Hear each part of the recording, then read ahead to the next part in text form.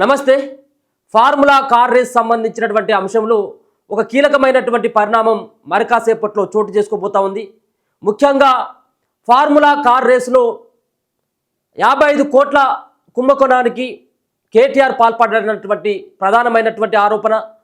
మరో పక్కన విదేశీ కంపెనీలకి ఆర్బీఐ అనుమతి లేకుండా ఏ విధంగా ట్రాన్స్ఫర్ చేసిందన్నటువంటి ప్రధానమైనటువంటి ఆరోపణలు ఎదుర్కొంటున్నటువంటి కల్వకుంట్ల తారక రామారావు క్వాష్ పిటిషన్ పైన మరి కాసేపట్లో హైకోర్టులో విచారణ చేయనున్నారు.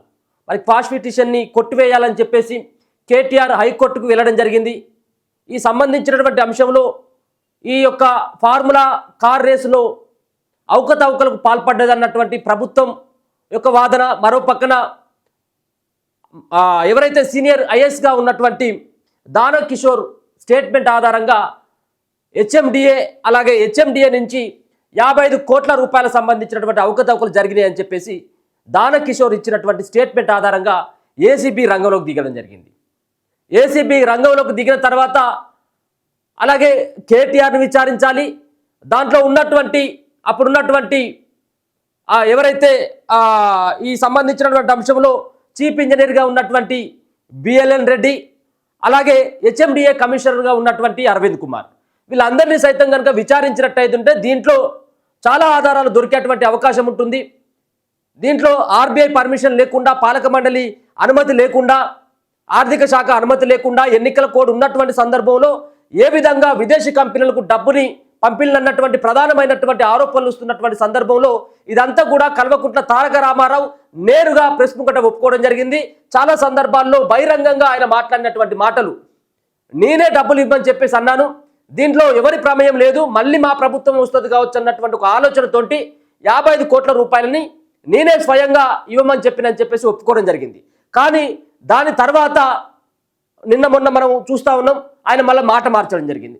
దీనికంటే ముందు జరిగినటువంటి పరిణామాన్ని మనం చూసుకున్నట్టయితే దాంట్లో ఎవరి అనుమతి లేదు. అంటే ఎవరి ఆర్బీఐ అనుమతి కానీ, పాలక మండలి అనుమతి కానీ, హెచ్ఎండిఏ అనుమతి కానీ, ఎవరి అనుమతి లేకుండా నేనే కట్టబెట్టిందని చెప్పడం జరిగింది. దాంతో ఏసీబీ విచారణ ప్రారంభించడం జరిగింది. దాని తర్వాత ఏసీబీ విచారణకు రావాలి అని చెప్పేసి ఎప్పుడైతే ఆదేశించిందో ఇమ్మీడియట్గా కేటీఆర్ పై హైకోర్టును ఆశ్రయించడం జరిగింది. ఎట్టి పరిస్థితుల్లో ఈ సంబంధించినటువంటి అంశం నా మేడకే చుట్టుకున్నట్టుగా ఉన్నది, నన్ను ఎట్లయినా అరెస్ట్ చేసినట్టుగా ఉన్నదని చెప్పేసి భావించినటువంటి కేటీఆర్ హైకోర్టుకు వెళ్ళి హైకోర్టులో క్వాష్ పిటిషన్ వేయడం జరిగింది. లేదు దీనికి నాకు సంబంధం లేదు, నేను దీంట్లో ఇన్వాల్వ్మెంటే నాకు అసలే లేదు, కాబట్టి ఈ కేసును కొట్టేయండి, నన్ను విచారించొద్దని చెప్పేసి హైకోర్టుకు వెళ్ళడం జరిగింది. హైకోర్టులో కొంత ఉపశమనం లభించినప్పటికీ హైకోర్టు ఏమని చెప్పడం జరిగింది, ఒకవేళ కనుక విచారించుకోవాలనుకున్నట్టయితే 31వ తారీఖు వరకు, అంటే ఈ రోజు వరకు, ఒకవేళ కేటీఆర్ని కనుక ఈ కేసులో ఒకవేళ కనుక మీరు అనుమానితుడుగానో నిందితుడుగానో పరిగణించబడినట్టయితే కేవలం మీరు విచారణ మాత్రమే చేసుకోండి, కానీ అరెస్టు చేయవద్దని చెప్పేసి హైకోర్టు ఏసీబీ అధికారులకు చెప్పడం జరిగింది. అయితే ఈరోజు 31 కాబట్టి వాళ్ళు పెట్టినటువంటి డేట్ ఈ రోజుకే పూర్తి కావడం జరుగుతూ ఉన్నది. ఏసీబీ ఇప్పటివరకు కూడా కేటీఆర్ను విచారించలేదు, ఆయనను విచారించలేదు. కేవలం దానకిషోర్ ఇచ్చినటువంటి ఎవరైతే స్టేట్మెంట్ ఇచ్చిందో ఆయనను సుదీర్ఘంగా 7 గంటల పాటు విచారించిల్లు. ఆయన దగ్గర ఉన్నటువంటి పత్రాలను స్వాధీనం చేసుకోవడంతో పాటు ఆయన దీనిలో జరిగినటువంటి అంశాలను కూలంకుషంగా ఆయన చెప్పడం జరిగింది. ఎవరి ఆధ్వర్యంలో జరిగింది, ఎందుకు జరిగింది, ఎంత అమౌంట్ ట్రాన్స్ఫర్ జరిగింది, ఎవరెవరి అనుమతి తీసుకున్న తర్వాత జరిగిందని చెప్పేసి దానకిషోర్ నుంచి వాళ్ళు స్టేట్మెంట్ తీసుకోవడం జరిగింది ఏసీబీ.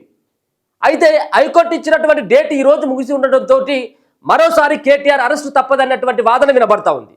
ఈ రోజు మరి హైకోర్టులో మరి కాసేపట్లో ఈ యొక్క క్వాష్ పిటిషన్ని మరి కొట్టేస్తారా, లేకపోతే ఈ క్వాష్ పిటిషన్ పైన కేటీఆర్కి ఏమైనా ఎదురు దెబ్బ తాకేటువంటి అవకాశం ఉంటుందా, ఏసీపీకి ఏమైనా గ్రీన్ సిగ్నల్ ఉంటుందా? ఒకవేళ కనుక ఈ రోజు కనుక క్వాష్ పిటిషన్ని మరి కొట్టేస్తే ఇప్పుడు ఏసీపీ ఇక విచారించేందుకు వీలు లేకుండా ఉంటుంది. మరి లేకపోతే దీన్ని ఏమైనా గడువుని ఏమైనా పెంచుతారా? మళ్ళీ ఎప్పుడైనా విచారించుకోవచ్చు, ఇంకొక 15 రోజుల వరకు కేటీఆర్ని విచారించుకోవచ్చు, కానీ అరెస్టు చేయొద్దని చెప్పేసి మళ్ళీ ఏమైనా మినహాయింపు ఇస్తుందా లేదని చూడాలి. కానీ ఈ విషయంలో కేటీఆర్ ఖచ్చితంగా ఇరుక్కొని పోయిండు. గతంలో చెప్పడం జరిగింది, నేను ఈ విషయంలో ఇది ఈడీ బొత్సా అని చెప్పేసి కూడా మాట్లాడిండు. అవసరమైంది ఉంటే నేను జైలుకి వెళ్ళి యోగాలు చేసుకుంటే మంచి స్లిమ్గా తయారైపోతా, ఇదంతా కూడా కుట్ర జరుగుతూ ఉన్నది, వేస్తే వేసుకుంటున్న పై నన్ను జైల్లో అని చెప్పేసి మాట్లాడిండు. అహంకారిత పూరితంగా మాట్లాడినటువంటి కేటీఆర్ ఇలా అదే అహంకారాన్ని తగ్గించుకొని ఈ అంతా కూడా నాకు సంబంధం లేదు, ఇదంతా కూడా అక్కడ అరవింద్ కుమార్, బిఎల్ఎన్ రెడ్డి వాళ్ళ నెత్తి మీదకి తోసేసేటువంటి ప్రయత్నం చేసిండు. మరి అప్పుడు మాట్లాడినటువంటి ఆ మాటలు ఒకవేళ కనుక అవే ఆ మాట మీదనే ఉన్నట్టయితే కొంత కేటీఆర్కు అరెస్ట్ కాడన్నటువంటి ఒక నమ్మకం మీద మాట్లాడిండు. దీంట్లో ఏ రకమైనటువంటి అవకతవకలు జరగలేదని చెప్పేసి మనం అనుకోవచ్చు. కానీ మాట మార్చిందంటే మనకు అర్థమవుతా ఉన్నది. దీంట్లో కన్ఫామ్గా నేను ఇరుక్కోబోతా ఉన్నాను, అరెస్ట్ కూడా చేసేటువంటి అవకాశం ఉన్నదని చెప్పి అందుకనే మాట మార్చి ఇక నాకేం సంబంధం లేదని చెప్పేసి అప్పుడున్నటువంటి సంబంధిత అధికారులు ఎవరైతే ఐఏఎస్ అధికారులు ఉన్నారో వాళ్ళ మీదకి నెట్టేసేటువంటి ప్రయత్నం చేసి తప్పించుకోవాలన్నటువంటి ఒక కుటీలమైనటువంటి ప్రయత్నం కేటీఆర్ చేస్తూ ఉన్నాడు. కానీ ఇది ఎప్పటికీ కూడా ఇది ఈ యొక్క ఫార్ములా ఈ రేస్ సంబంధించినటువంటి కేసు ఖచ్చితంగా కల్వకుంట్ల తారక రామారావుకి మరి ఇది జైలుకు వెళ్ళేంత వరకు కూడా తీసుకెళ్లేటువంటి అవకాశం ఉంటుంది. ఒకసారి గతంలో కేటీఆర్ ఏం మాట్లాడింది అనేది కూడా ఒకసారి చూసేటువంటి ప్రయత్నం చేద్దాం. వేసుకో ఉత్సాహ నాకేం పొరపడేదేం లేదు. ఓ 2 నెలలు 3 నెలలు నువ్వు జైల్లో పెట్టి పైశాచికానందం పొందుతా అంటే నాకేం అభ్యంతరం లేదు. మంచిగా పోతా, యోగా గీగా చేసుకొని ట్రిమ్గా వస్తా, పాదయాత్ర ఎక్కుతా. కాబట్టి నేను భయపడేటోని కాదు, మేము ఎవ్వరం భయపడేటోళ్ళం కాదు. ఈ ఉడత ఊపులకు, ఈ హౌలా మాటలకు ఎవడు భయపడడు.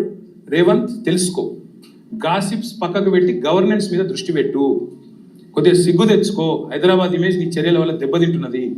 ఇంకా కూడా ఇట్లా చేస్తా అంటే నీ కర్మ, ఇంతకంటే నేను చెప్పేది ఏం లేదు. సో ఇది అంతా కూడా ఏది హైదరాబాద్ ఇమేజ్ అంతా కూడా డ్యామేజ్ చేస్తా ఉన్నావని చెప్పేసి దేనికోసం అన్నాడు అంటే ఈ ఫార్ములా ఈ రేస్ సంబంధించినటువంటి అంశంలోనే దీనిపైన అనేక రకాలైనటువంటి వార్తలు వస్తున్నటువంటి సందర్భంలో ఒక రకంగా నేనేం తప్పు చేయలేదు, నువ్వు అరెస్ట్ చేస్తే చేసుకొని నేను జైలుకు పోయి ఏ రకమైనటువంటి శిక్షణైనా అనుభవిస్తా నేను అని చెప్పేసి చెప్పడంతో పాటు కొంత గంభీరమైనటువంటి ప్రదర్శన చేపాడు.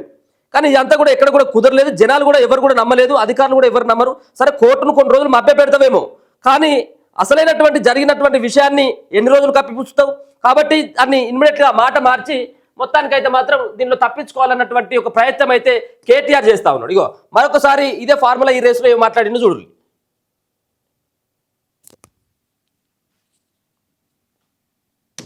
చేయడానికి ఈవీలలో మొబిలిటీ వ్యాలీలో టాప్ ఛాంపియన్ చేయడానికి 55 కోట్లు అర్జెంట్ కట్టాలంటే కట్టిన అరవింద్ కుమార్ గారు ఫైల్ పంపిండు, నేను సంతకం కూడా పెట్టి ఆయన తప్పేం లేదు.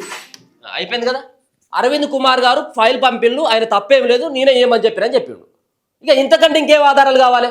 కేటీఆర్ నువ్వు ఈ మాటతోటి ఇరుక్కోపోయినావు, ఈ మాటతోటి నువ్వు ఈ కేసులో ఖచ్చితంగా నీకు ఉచ్చు మాత్రం బిగించబోతా ఉంది. అలాగే ఒక పక్కన ఈడీ, మరో పక్కన ఏసీబీ, ఈ రెండు సంబంధించినటువంటి దర్యాప్తు సంస్థలు మరి ఎవరు ముందుగా అరెస్ట్ చేస్తారో చూడాలి. ఒక పక్కన ఏసీబీ అంటేనేమో రాష్ట్ర పరిధిలో ఉండేది, ఈడీ అంటేనేమో కేంద్ర పరిధిలో ఉన్నటువంటి సంస్థగా పేరుగాంచినటువంటి ఏవైతే ఈ దర్యాప్తు సంస్థలు ఉన్నాయో ఈ మరి పోటీపడి కేటీఆర్ని ఏమైనా అరెస్ట్ చేస్తారా, లేకపోతే అదే విధంగా అదే పోటీతత్వం లేకుండా ఏమైనా విరమింపజేసుకుంటారా ఈ కేసులు అనేది కూడా చూడాలి.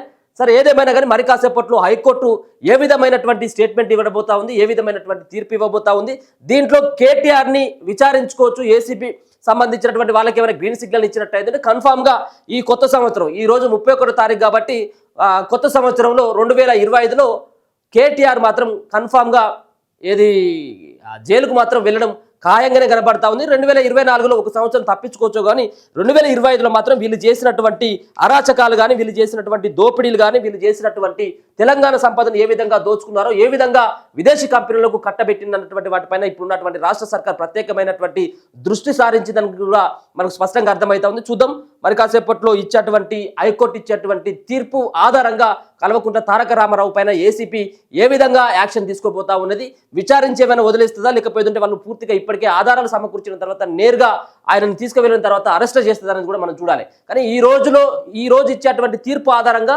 కల్వకుంట్ల తారక రామారావుకు సంబంధించినటువంటి అరెస్ట్ అనేటువంటి అంశం ఆధారపడుతుంది అనేది మాత్రం సత్యం. చూస్తూనే ఉండండి మన తొలి.